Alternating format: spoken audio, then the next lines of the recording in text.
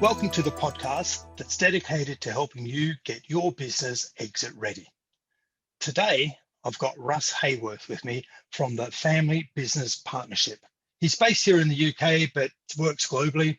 Russ, welcome. How did you get into this? Thank you, and thanks for having me on the show. How I got into this was my background is in financial planning. And just to clarify, I'm a family business advisor now. So I work with families to help them with, amongst other things, the discussions around succession planning. But prior to that, I was working in the financial planning profession and was typically focused on working with family business owners, the senior generation normally, and helping them to create some financial independence from their business. So as you would expect with a financial planner, that would generally involve savings, investments and pensions and all of that kind of stuff. And then doing a financial forecast to say you can afford to retire, whatever that looks like, from that business and not have to rely on it to support your lifestyle. And that can continue until your age, I don't know, 100, 105, whatever the projection outlined. Or it would tell them that they couldn't afford to do it, but here's a plan of how to do it. And it got to the point where I was working with a lot of family business owners and other business owners as well, where despite the fact that they were being told and being shown that they could financially afford to retire or leave the business, other excuses, other reasons came up as to why that would never be the case. And I was almost the bearer of bad news when I said you could afford to retire from the business because people were hoping they couldn't. So it's an excuse to hang around if I had my cynical hat on. So I've worked in the financial planning departments of national, international and local accountancy practices. And when I moved to my last financial planning role, I moved to a small family-owned business. And we decided at that point that we wanted to focus our services on a particular segment, a particular market, and that market was family-owned businesses, and helping them with this challenge, this struggle sometimes around the point of financial and importantly, emotional independence from their business. And so I did a deep dive. I wrote a book, or went through the process of writing a book, which looked at the financial, technical, and emotional aspects of succession planning. It has never been published. It is still on my laptop to this day. But what it did teach me is an awful lot about the world of family business. It piqued my interest and led me down the path that I'm now walking, which is giving consultancy advice to family-owned businesses away from financial planning. So I've now given up my financial planning role. I have my own business delivering this consultancy service, and it is focused on helping family businesses with the dynamics, the family dynamics and the complications that come from being in business with your family. And one of those areas, as we discussed, is succession planning and the various hurdles and pitfalls that can be a part of those discussions. Oh, so you've ended up doing something you love and are passionate about the topic, and so you found a way to create a business around it. So congratulations. Yeah. So I think what you started on there is, look, we all know that business owners, entrepreneurs, they're basically control freaks, and they wrap their business around themselves, and they often like to see, they become part of their business. So I think that's kind of what you described, and we all know that that business owners often they need to overcome the block of what's happening next. I talk about life after work because I don't want to scare them with pensions, but what happens next once they exit their business, they need to have a vision of where they're going so that they can run and move towards that, accelerate towards that direction. If they don't know what that looks like, it's just scary, the big unknown, they'll find all sorts of barriers, as you're suggesting. Yeah. So we've got that dynamic going on with entrepreneurs. But what you're working with is the added dimension of family businesses. So there's, the next layer is often a son, a daughter, or a family member of some sort. what extra complexity does that create for the dynamics of the business? And you know, either the next layer coming into the key role, the primary role, or the first generation moving out. You know, what are the Okay. extra complexities created there? One of the best ways that this is visualized is if you imagine a Venn diagram with two circles that are overlapping. And in a non-family business, you have an ownership system and a management or business system. So when that person, one individual, owns and runs that business, they're in that segment where those two circles overlap, and they have a higher degree of complexity in their role, because are they making a decision as an owner, or are they making it as somebody who is working in or running the business? And sometimes the priorities can be different. So it adds a little bit of complexity, and that's just in a non-family owned business. Hmm. If you add a third circle to that model, and this model is called the three-circle model because, funnily enough, it's made up of three circles. If you add a third circle in that is the family system, it goes from a model that has three segments and a degree of complexity to one that can then have 7 segments and a whole lot more of complexity. Because if you imagine you could be a family member, so you could be the matriarch or patriarch of that family, you could be a majority shareholder and the managing director of that business. When you're talking about decisions around the future of that business, are you wearing your matriarch or patriarch hat? Are you wearing your owner's hat? Or are you wearing your manager's or business hat? And again, it's the priorities for each of those systems could be different, especially if they haven't been recognized and they haven't been spoken about. So when you have family members who may not own the business, they may not work in the business, but could be married to somebody who does, they will have a huge amount of influence over that business because it's a family owned business that isn't generally recognized when we start talking to businesses about what their plans and ideas are. And that's more so when you start talking about things like succession planning. Is let's take the example very stereotypically, eldest son is next in line. He's Simba in Lion King, where when he was born, he was held up above the Pride Lands and his destiny was set out before him without any discussion or choice for him. If there's actually a younger sibling who's better suited for that role, the dynamics within a family business will often dictate that the eldest son is obviously the natural choice. It's just something that seems to be ingrained in us as a society and never really challenged or questioned. It's just an expectation that can place a huge amount of pressure on the shoulders of that next generation, and they might not be the best person for the job. Now, in a non-family business, you would just recruit. You'd go out, you'd say, here's a list of criteria, here's the skills we want, here's the gaps we need to fill, and you'll go out and find the best candidate for that job. What can happen in a family business is eldest child, eldest son will be put into that position, and then they don't worry too much about the rest because it's the eldest son that's taken on the business. That's just the thing that's done.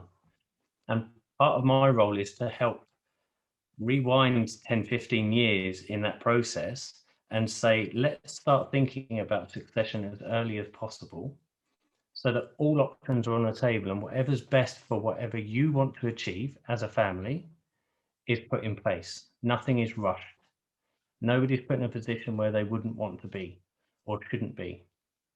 And it just helps to smooth that transition because it is a transition. It's not an event in time. I know in a lot of these scenarios, a piece of paper may be signed to say this is now a legal structure that wasn't there before, or ownership might change on a particular day. But overall, it's a transition for everybody involved in that process.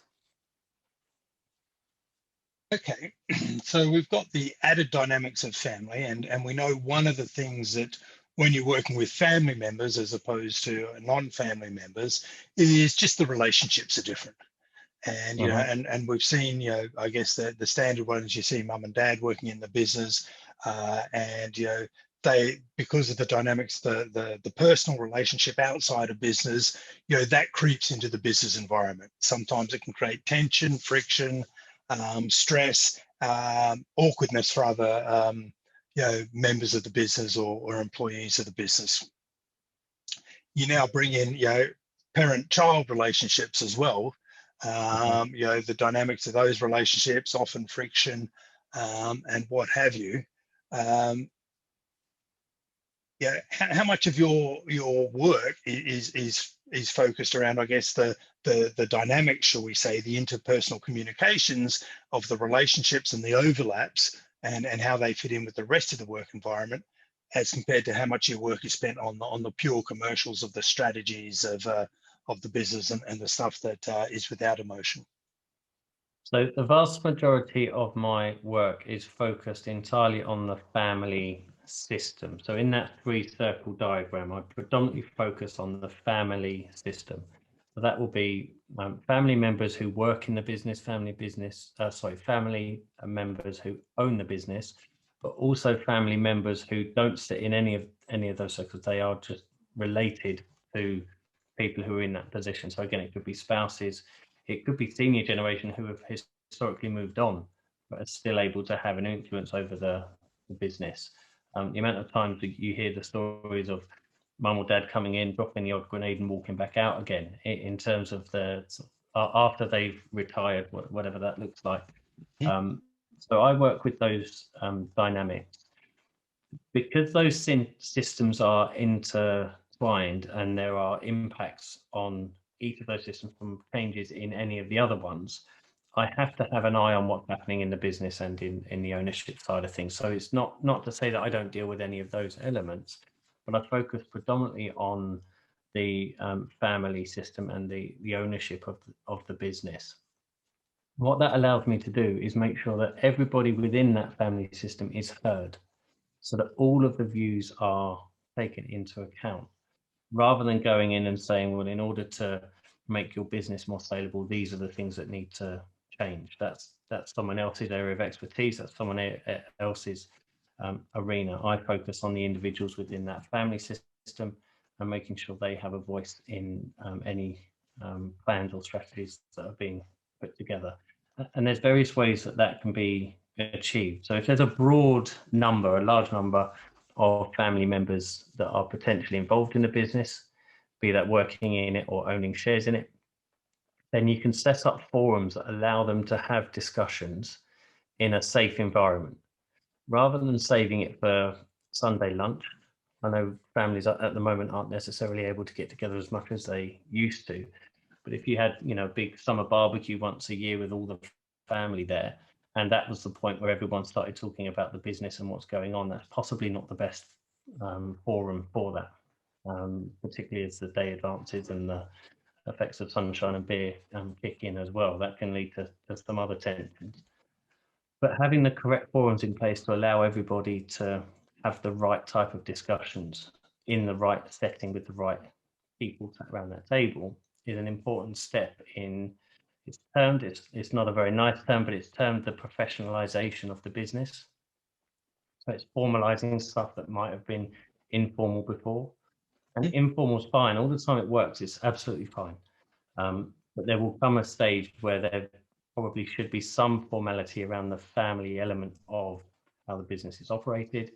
And that's where I can go in and help with family businesses in doing that. So Russ, you start working with the family members within the business. You have an impact on the communications, I guess the relationships within the business, or the relationship dynamics within the business environment. What impact can that have on the business?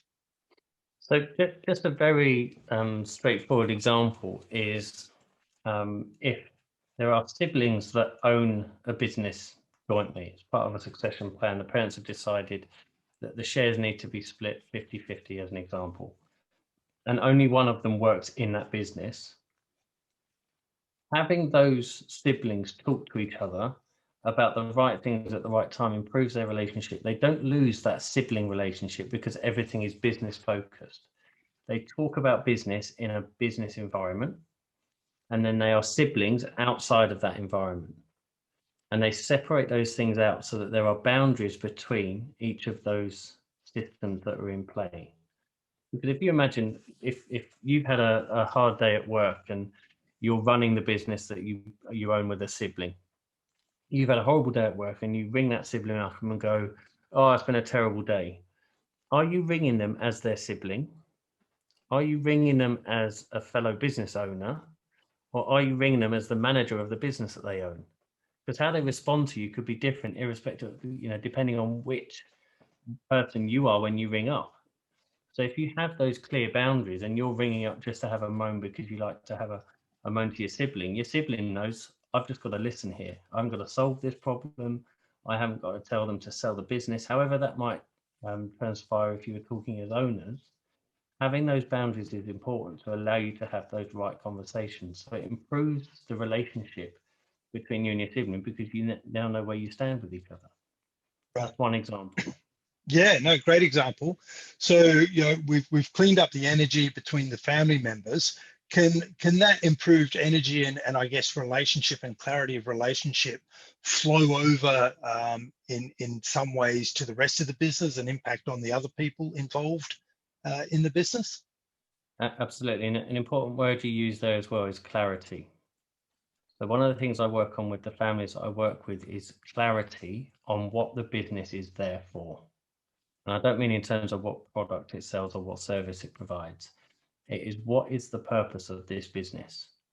Is it to provide wealth for the family to follow their own dreams? And if so, how's that manifested? How does that become reality?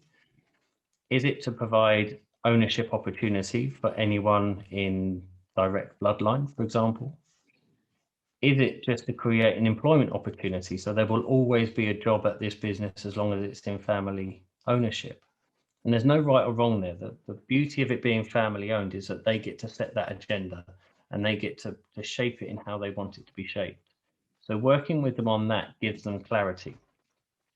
So documenting stuff like that down is called a family charter, and it positions everything in a single document that is contributed to by all members of the family. And it's kind of a North Star for them. It's not set in stone. It's not something that can never be undone. It's not legally binding, in fact, but it is a guide for everybody in the family to say, we had this discussion and we agreed that only bloodline can own the shares. Therefore, your husband and wife cannot own shares in this business because they're not bloodline. No arguments, no, we don't like him or her. It's decided by the family at charter level. So it removes some of that emotion around those potential conflict points. So that clarity allows whoever's in charge of running that business to understand what they're running that business for. And that's particularly important if it's somebody that's outside of the family. So if it's a non-family managing director, it could be easy to assume that your job is to come in and make as much money as possible. But actually, if the family have said, we want to have a very positive impact on our local community, and we want X amount of our turnover each year to go to charitable organizations or initiatives, that helps the managing director of that business to understand what it is the family want from them. And that can often, again, avoid the lack of direction that can be in place if they haven't had those conversations. So clarity is a very important part of what I do. From an individual perspective as well, clarity from an individual to understand, does their future lie within the family business or outside of the family business? Sometimes those discussions aren't held until it's too late and they've joined the business and then think, I can't do anything other than this for the rest of my life. And if that's something you don't want to do, that's pretty depressing. If it's something you want to do, brilliant. You've lucked out because you happen to be passionate about what your family do, and that happens a lot, and that's a great thing. But if that's not what you want to do, sometimes it can be left too late, and it just happens. And then 5 years down the line, you find yourself miserable at work. So you're starting to get involved in the conversation, enter into succession planning for the families now. How do you do that? Because sometimes you've got mum and dad who started the business and they haven't got any kids who want to continue the business. Sometimes you've got mum and dad who are running the business and they've got kids in the business who've been told, the whole career that they're being, groomed or prepared to take on the role, but they're in their 40s, chomping at the bit. Mum or dad won't get out of the way. How do you handle succession planning in a family environment with all the various scenarios? Yeah, so in an ideal world, which we don't live in, this is a process or transition that would be started really early on. So the longer you have to prepare for something, the less of a shock it is to you, the less change you're having to deal with in a short period of time. So if you're looking at something 6 months out, for example, and you're going, right, let's start this thing called succession planning, and you've got to sort out in that 6 month time period who's going to own this business in the future, who's going to run it, who's going to become the leader, what skills do we want them to demonstrate. You're forcing so many difficult and emotionally energetic conversations into a short period of time. The longer you can leave yourself as a family to do that, the better, because then you can break it down and have a plan and a structure in place for each of the elements of succession planning. And so my second sort of tip, first tip is start early. The second tip I would suggest is to separate out what is being spoken about. So are we talking about ownership succession? Are we talking about management succession? Or are we talking about leadership succession? And they might involve 3 or more entirely different people or groups of people. So it could be that the family, through their long-term planning and their discussions, have realized there's nobody in the next generation who wants to take the leadership or management of this business on, but they want the rewards of ownership. And so in dealing with ownership succession, you then only have to deal with that within that family element. If you're then talking about management succession in that scenario, you know that at a point where the senior generation are moving on, that somebody else from outside the family is going to need to be brought on to take over that role. So how soon do you start that process? But by being clear on it and separating it out, it means you can have a plan for each of those individual strands rather than trying to lump it all in together in a big emotion filled conversation 6 months before any of this starts to happen. So that's the kind of suggested opening path for families. I also think it's really it's all too often overlooked, the emotional impact on succession planning. And a lot of work is done, and rightly so, is done to prepare the next generation for whatever role they might have. So if there's skills to be filled or there's knowledge gaps, let's work on filling those to give that next gen the best possible opportunity to succeed. But not as much work is done on preparing the senior generation for what they're actually going to do beyond the business. And for a lot of them, the family business is actually older than the children that are taking it on. It's been part of their lives for longer than their own children. And it's got an identity, although it's a legal construct, it's got an identity, it's got an emotional attachment to it that you're being asked to give up so that somebody else can take over and have their turn. And that can be a big struggle and a big transition for people to undertake. So although it's very, very important to focus on what's going to happen with the ownership and the leadership and who's going to do what role in the business, it's as important, if not more important, to focus on what are the senior generation going to succeed to.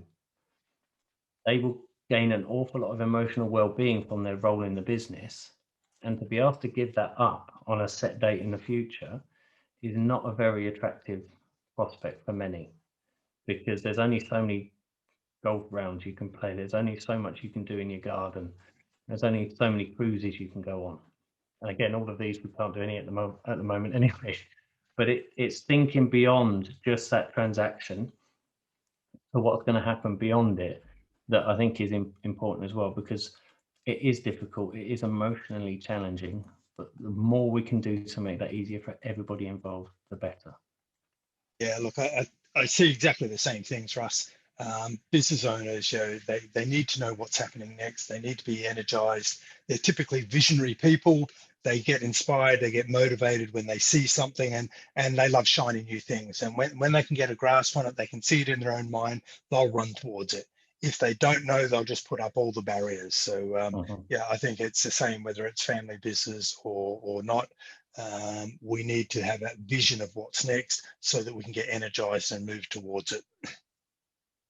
So what about structures and payments and earnings, if you like, because businesses, whether they're family or not, still have limited resources, and people are inspired, as we say, by the energy. So we at Succession Plus, we break it down in terms of income, ownership, and control, and we break down those three areas of business ownership, and we create succession for each one, and we look at each component individually.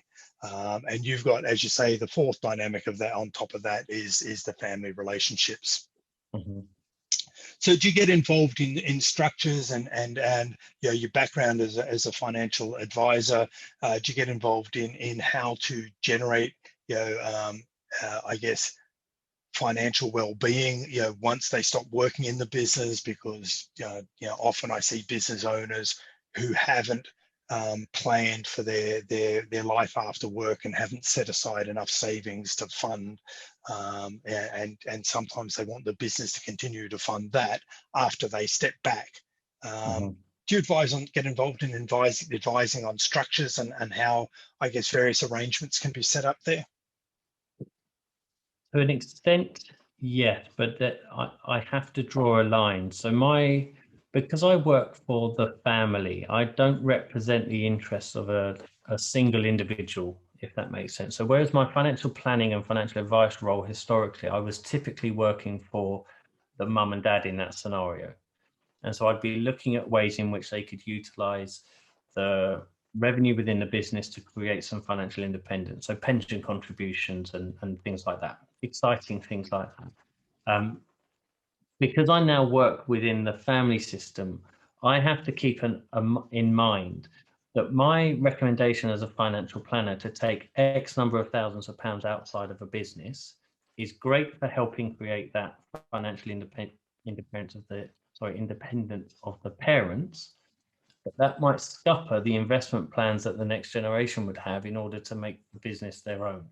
And so there's a balance that needs to be met between the conflicting needs and wants of each of the generations. But that's why taking a step back and go, okay, what is the purpose of this? What do we want to achieve as a family? If you've outlined and documented that, you're then much better informed about what potential structures are going to be more suitable for you. So that's when I would say, let's bring in external expertise, because it's not my area of specialism in terms of creating the right legal structures or the right financial structures. I know enough to know when I need to bring in the right people to talk about that, but I'm able to have a discussion with them as a family so that when that expert comes in and says, this is what we think should happen, they're able to relate that back to what it is they're trying to do. So again, it's that point on clarity around it helps make far more effective, efficient, and better decisions. I say better in inverted commas because it's towards their goal. There might be far better tax structures for something, but it doesn't fit what they want to do for the business. But it helps them to make that decision rather than it all get caught up in the emotional side of things. Because if you think about it, the structural, legal, and sort of financial side of things is inherently designed in the world of logic. It makes perfect sense because you can demonstrate a process or you can demonstrate an outcome. We as humans are emotional creatures, and emotion and logic are not the best of friends. Because as soon as emotion hits logic, it just becomes confused. And if there isn't that sense of clarity around what it is you're actually trying to do and why, as a broad family system, that emotion can often be what scuppers perfectly logical solutions that look perfect. They work, they do everything that they've been told to do. And yet the number of times I've heard that those structures never get put in place or that agreement or deal has never been signed comes down to the emotional factors that haven't been addressed up until that point. Yeah. Okay. So I think you've outlined, fairly clearly the sort of things you get involved with the family. You focus on the family members rather and what they're trying to achieve from a generational perspective for the business and by creating a charter for the business. Russ, how long do you find you work with clients in general? It can be a reasonably short intervention, if you want to use that word. It's a bit dramatic, probably, an intervention. But I can work with them specifically on a project of we want to have the discussions around how we construct a family council. So different groups of different branches of a family meet together to decide what they want to talk to the board about and what information they want to hear back from the board and that kind of stuff. And once that's created, you can then step away and go, thanks very much. That could be 6 months to a year. Or it could be that I become more embedded in the family as a resource for them to help them overcome issues over a much longer period of time. Because we're dealing with families and emotions, quick scenarios, quick wins don't tend to have as much impact as being able to influence that over time, because change takes time, and you need to try and take, from my perspective, I need to take some of that urgency out, because that's when emotion can take over. So it can be 6, 12, 18 months to get to a point where they go, right, we're now happy to say this project is over. But I'm then available to continue to work with them on a retained basis beyond that, because there's a saying, it's not one that I've come up with. I wish it was, because I love it so much, but it's, you can't read the label of the jar you're in. And so what I do is I help families to read the label of the jar they're in, so that they can then make decisions based on that, and that never changes. So you can put things in place to make it better and more effective, but you still need an objective third party sometimes to come along and go, we value your opinion here. So I can work on a retained basis on in that respect as well. So it's kind of your engagement with a client can stretch out or shrink back, contract in to meet the needs of the client. You're always available. Absolutely. On tap. You love to build longer term relationships with them, as long as you're adding value and helping progress the family business as a unit. Absolutely. Russ, look, I think you've explained that really well. You've put together some really insightful things for our listeners today. One of the things I always ask my guest is, what's the one tip you want to leave the listeners today, that they want to remember from this podcast? My one tip would be, you are not alone. I have a term for family businesses that they are collectively unique, in that they have individual personalities within their business that no other business will have. But the challenges that you face are common. There are things around succession planning, sibling rivalry, future direction and ownership of the business, all of that kind of stuff that is very common within family businesses. You're just having to deal with it with the unique perspective of your family. But there is help and support out there, because you are not alone, and the challenges you face are common. Wonderful. And there's always someone who's walked that journey before and can guide you through it and hold your hand. That's fantastic, Russ. Thanks for joining us on the Exit Insights podcast. Appreciate your time and sharing your knowledge with us today. Thank you for having me.